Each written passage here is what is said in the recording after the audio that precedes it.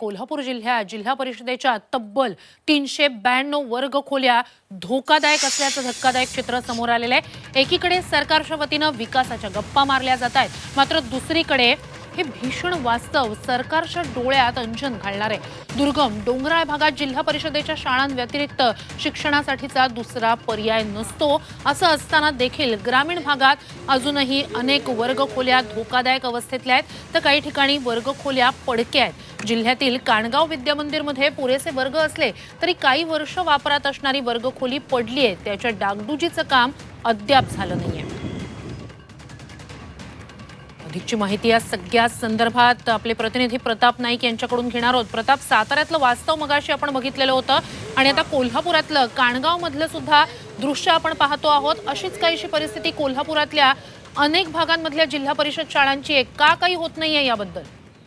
खरं तर विकासाची गंगा पोहोचवण्यासाठी जिल्हा परिषदेच्या ज्या शाळा आहेत त्या महत्वाच्या आहेत, कारण आपण पाहतो की विद्यार्थ्यांना शिक्षण घ्यायचं असेल तर जिल्हा परिषदेच्या शाळेशिवाय पर्याय नाही, अशा प्रकारची एकूण स्थिती ग्रामीण भागात आहे। पण ग्रामीण भागात अनेक असणारे वर्ग खोले जे आहेत काही ठिकाणी गळत आहेत, काही ठिकाणी मोडकळीस आलेले आहेत, पण याकडे कोणाचं लक्ष नाहीये। दुसरी गोष्ट अशी, शाळेचे शिक्षक सुद्धा या संदर्भात बोलायला तयार नाहीत, कारण बोलल्यानंतर कारवाई केली जाते, आमच्याकडे दुर्लक्ष केले जाते, अशा प्रकारची भीती देखील त्यांच्या मनामध्ये आहे। म्हणजे एकूणच काय तर विद्यार्थ्यांचे मोठे हाल होताना दिसत आहेत। त्यामुळं सरकारनं या वर्ग खोल्या कशा प्रकारे दुरुस्त तातडीने केल्या जातील याकडे लक्ष द्यायला पाहिजे, पण प्रत्यक्षात तसं होताना दिसत नाहीये।